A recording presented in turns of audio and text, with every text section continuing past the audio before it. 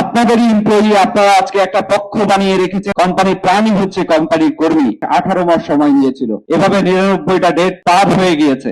আমি আহ্বান করব কোম্পানির কর্মচারীদের ওয়ার্কার্স প্রফিট পার্টিসিপেশনের ফান্ড দ্রুত আমাদেরকে দিয়ে দেওয়ার জন্য। কারণ আমরা 2025 সালে যে অডিট রিপোর্টটা নিয়েছিলাম সেটা মার্চ ক্লোজিং পর্যন্ত ছিল, কিন্তু এবছর শেষ করে আরো দুটো কোয়ার্টার মিলে এটা 2000 কোটি টাকার উপরে চলে গেছে।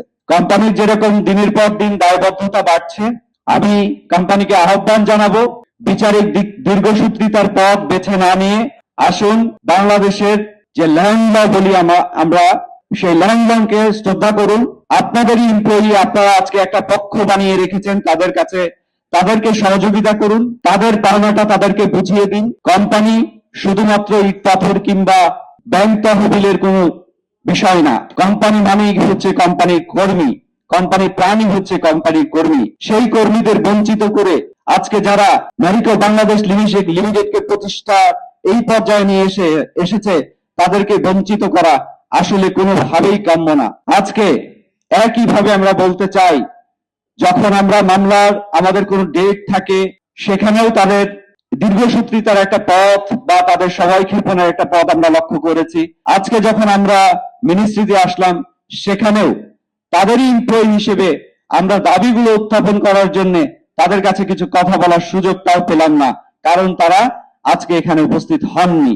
সময়ের দীর্ঘসূত্রিতার সংসাতুরি করে আমাদেরকে আজকে একটা আমাদের ভবিষ্যৎ কিংবা আমাদের পাওনাটাকে একটা দুশ্চিন্তার মধ্যে আমাদের ফেলে দেওয়া, এই পদ্ধতিতে না গিয়ে আমি আহ্বান করব যে আমরা যে কর্মী ছিলাম, আপনাদের কর্মী হিসেবে আমাদের পাওনাটা আপনারা পরিশোধ করবেন। 1823 কোটি টাকার দাবি আপনারা নিশ্চিতভাবে জানেন।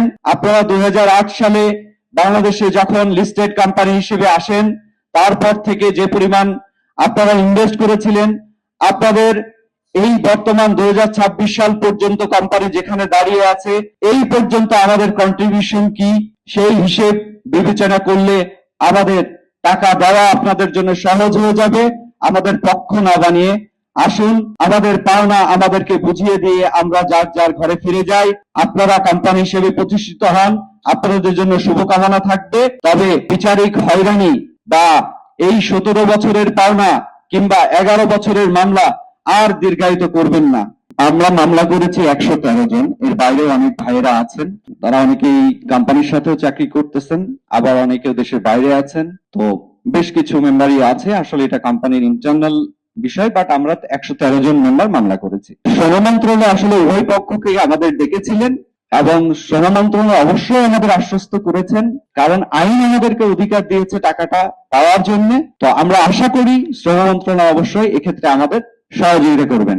আমাদের মূল দাবি হচ্ছে 2006 থেকে 2013 এই সালের আমাদের জানা মতে যে ওয়ার্কার্স প্রফিট পার্টিসিপেশন ফান্ড ব্যতীত তাদের কাছে কোনো পাওনা জানা কারো কোনো আমাদের কর্মীরা পান এ ব্যাপারে আমরা জানি না। শুধু এই পিরিয়ডটার এই অ্যামাউন্টটাই তারা বাকি রেখেছে।